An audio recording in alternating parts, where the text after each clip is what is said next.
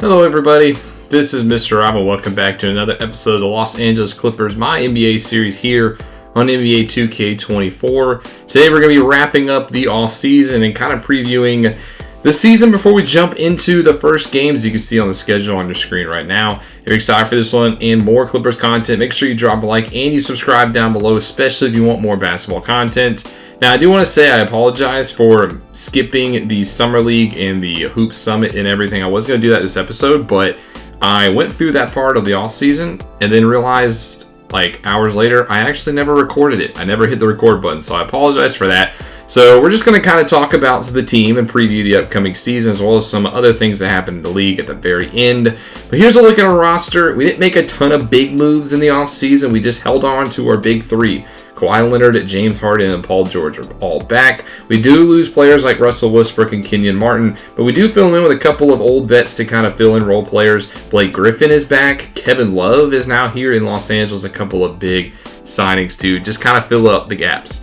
There were 3 coaching changes. I didn't show them, so I want to show them here now. Starting off with the Brooklyn Nets. They hire Oliver Gordon to be their head coach. Kind of an unknown, so an interesting hire for the Brooklyn Nets. The Phoenix Suns, they fired Frank Vogel, and they hired Greg St. John. He was one of their bench coaches last year.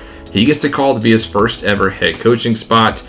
And the Spurs, they had Popovich retire, so they grabbed Frank Vogel. So he has moved over to San Antonio. Big hire there for the Spurs as he looks to keep them rolling in the now post-Popovich era. Now, before we get into the season, there were 3 trades that went down to end the offseason. Starting off with the aforementioned Spurs, they're going to be trading a pair of guards in Trey Jones and Devontae Grant and a second-round pick to the Bulls for Kobe White and Javon Carter. Just a couple of guards getting some new starts with their teams, and for both teams, it's kind of a reset. Speaking of resets, Jordan Poole had a pretty bad year with the Washington Wizards last year, and he's going to be traded to Charlotte for Terry Rozier, so both these players get a fresh start with the Wizards and Hornets respectively. And then finally the Jazz, they're going to trade Jordan Clarkson to the Grizzlies for Bobby Klintman. The Grizzlies lost Desmond Bane via trade, and they're going to try to get some more guard depth with Jordan Clarkson. So those are just kind of the ending moves of the offseason. As the offseason winds down, here's just a quick little scrimmage going on with what the new squad looks like, as we kind of just talk about what's going to happen, because it's now the 2025 season. And this is a very big year for the Clippers. I've been saying this for the past few episodes, but this is really a make or break year for this squad.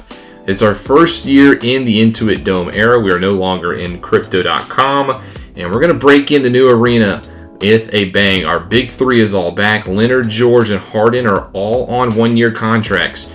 George is a free agent at the end of this season, and both Leonard and Harden signed 1-and-1 deals, so they are 1-year contracts with a player option for the second. So there's not a lot of flexibility past this year. I mean, we're really going for broke this year. You know, we could lose our big 3.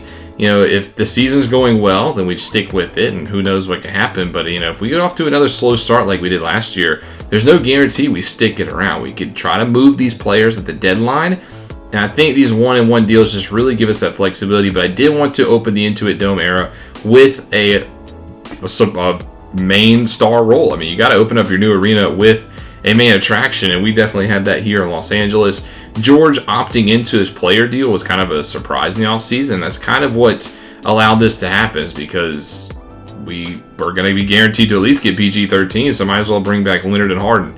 Now, the biggest weakness for this team could be if the injury bug hits again. You know, all 3 of those players, Harden, Leonard, and George, missed time last year with injuries. George missed with a pretty big one with a dislocated left patella, and James Harden took a few months to make his Clippers debut after being acquired from the 76ers.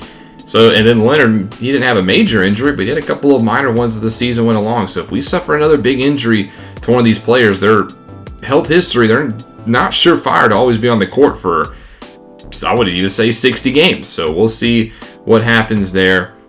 Because behind them, and we do lose Westbrook. He was kind of a hot and cold wild card kind of player, very polarizing figure, but he had some pretty decent year and a half here with the Clippers. He kind of resurged his career. He's now gone, a 2-year contract with the Toronto Raptors for $20+ million a season, just something that we couldn't afford. And then our youngest role player, Kenyon Martin, is now in San Antonio. Now, he didn't have a good year last year with us, but he's still a guy that we can count on to be this new era of Los Angeles Clippers basketball once these guys go, and he's not there anymore. So who's in his place? Well, Blake Griffin's back on a 1-year contract. He's back with the team that drafted him #1 overall over a decade ago, which, I mean, it's a nice story. And Griffin's still a pretty solid player. He had a very good year last year with the Boston Celtics, almost like a resurgence year for him. But he's well into his 30s. And the other guy we acquired in the offseason, Kevin Love, over here now in Los Angeles, where he played his college ball at the University of California, Los Angeles with the Bruins, and from Santa Monica, so just, down the road from Los Angeles. And so he's on the squad as well. He'll be the starting 4 on opening night. He also reunites with his old coach in Cleveland and Tyronn Lue. And Kevin Love, an NBA champion. He's been to the past 2 NBA finals with the Miami Heat. Another guy to just bring that winning culture here to Los Angeles and potentially get us to that NBA finals this team has never been to before, which is the ultimate goal. We got to get this team to a championship. They're tired of playing little brother to the Los Angeles Lakers, and it's time to go big with the Clippers. This is the do or die season. After this year, there's only, I think, 2 guys signed on to contracts. We have Riley Kugel, the draft pick, and then 1 other player. So it's do or die time here for the Clippers. And next episode, we will begin on the road against the Denver Nuggets, a team coming off of a very underwhelming year last year. They didn't make any really big moves in the offseason. They drafted Jacoby Walter with their first-round pick, but this is still the team that won the NBA championship 2 years ago. So it's going to be a big fight in our first game back. That'll be coming to you guys in a couple of days. I'm excited to get year number 2 rolling. The offseason is over. It's time to get back to our Los Angeles Clippers. If you enjoyed this episode and you're excited for the season, make sure you drop that like and you subscribe down below, especially if you want more basketball content. This is Mr. Rob, and I'll see you in the next one.